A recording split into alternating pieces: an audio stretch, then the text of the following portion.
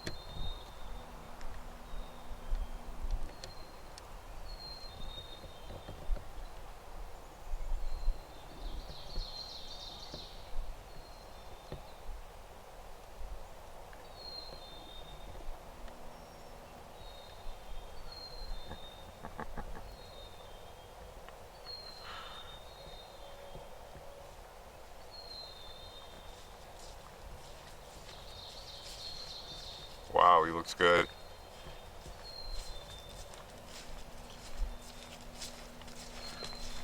It's a big one. Look at the hooks on this puppy.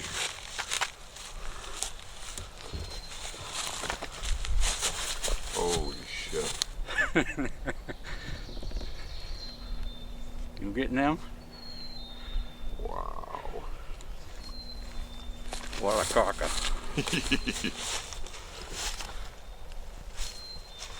I knew you'd like the spot.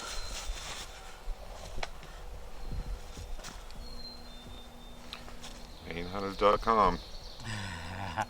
Maine Hunters TV now. Maine Hunters TV. Hey, boy oh boy, I've said this before, but I gotta thank my real good friend Dan Rosa.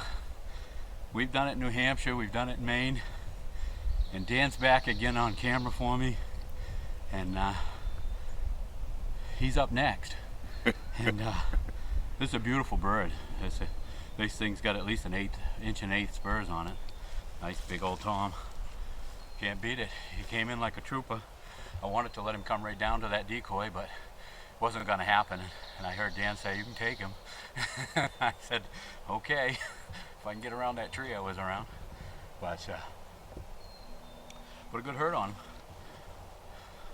Beautiful, beautiful morning. I just can't get over the way we came in back. We walked, I don't know, a good mile to get back here. Dan had himself a little honey hole here and brought Maine Hunters TV right down into it, and I got to thank him. He's been on a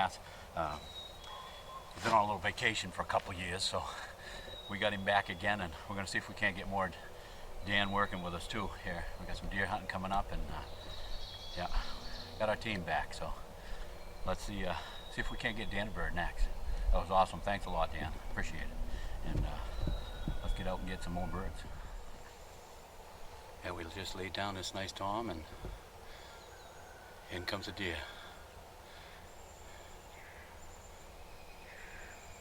Now there's a hawk flying over the field, wants our decoy. This place is just crawling with critters. There he goes.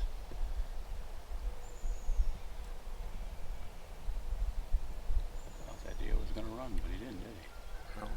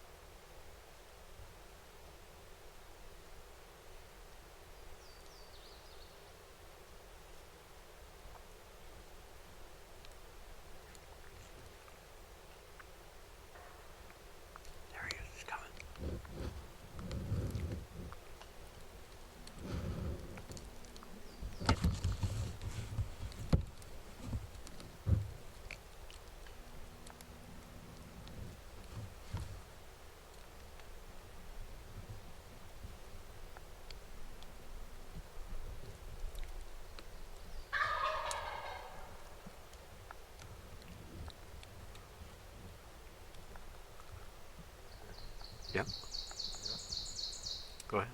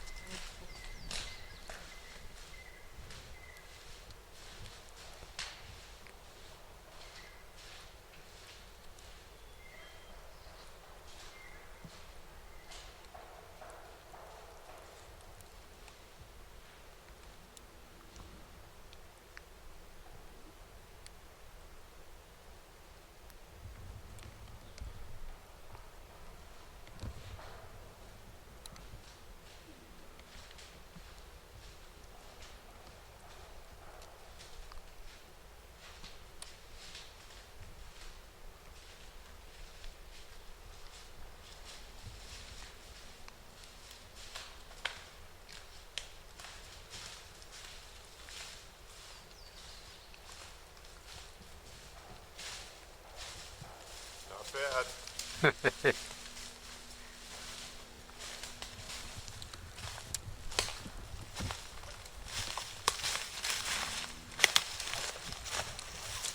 Not bad at all. Good looking Tom. Keep a little beard on him.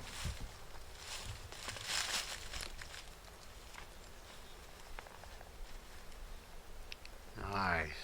Looking good. I gotta thank you, Steve Beckwith. Another great hunt. Slamming them down in Maine. Real nice bird here. Well, it's another successful adventure with Dan Rosa today. I got a smashing Tom this morning, and he just smashed another one. Beautiful Tom. The one I got this morning was probably a 4-year-old, and this one's pushing 3 years old itself. And we just been right into the old Toms today. And this one came in a little bit tough, but he finally was a little submissive to the mouth call and a little bit of wonderful little Bit of scratching. a little bit of scratch and drug him right up over the hill. And we kind of thought he was going to swing around to our right, but he came right straight down the wall we were sitting on. And so I'm sure we got decent footage, but got him in the woods. And that's what it is up here in New England. Woods hunting, it's not always out in the field like the one we got this morning. It was a nice field hunt. This was a woods hunt, and this bird worked hard, brought it in. And so it's a challenge, it really is, to get out in the woods and hunt like this. And you end up with such a beautiful trophy at the end of the day, and going to be good for the table. And I just can't believe what kind of day we've had. I didn't even hear a gobble all day yesterday hunting with clients, and today was my day to get out hunting with Dan. And a couple of staffs from Maine Hunter TV, we can make it happen, but I couldn't make it happen yesterday for a client. But that's the way it is. That's what happens in the turkey woods, folks. It's not always a day like today. The weather, the atmospheric pressure, there's all kinds of things that come into play with what makes a big old gobbler get all excited when he hears a hen call. And sometimes we don't know all the answers, but we do know there are some factors that come in. It can be a storm front, can be the movement of the weather patterns changing. So, and that's what we think we had happen. We got the full moons at night, and birds just starting to gobble good this morning. And this guy, he gobbled from probably 300-400 yards away from us. We pulled him quite a ways through the woods before he finally got here, crossed one little dirt road. But other thing I'd like to do is give a big shout out to Thermacell. The bugs are out now, and it's just starting to kick in. And I was sitting there with the camera running, and the bugs were hitting me, and I said, oh geez, I got my Thermacell on, I ought to turn it on, you know. So I turned it on, and it sure made it so that my hands were free to run the camera, and I wasn't swatting bugs. And just really, it's a product that you all ought to be using when you're out in the turkey woods, and we don't go a day without them. So keep that in mind, folks, when you're out there, is that these Thermacells they're really inexpensive, under $30, and you can, they last you a lifetime. They're really good stuff. So other than that, I called this in with using Randy Panick's mouth call as the let me see here if I can find one. This is the one that I used. It's his flock talker, and wonderful call, Randy Payneck, and he's out of Massachusetts. And I'll put it up on the end of the show here, so you can tell where to find these and how to get a hold of him. But I'll put all the information for his website. So these mouth calls are really good, and I've got a whole array of them here.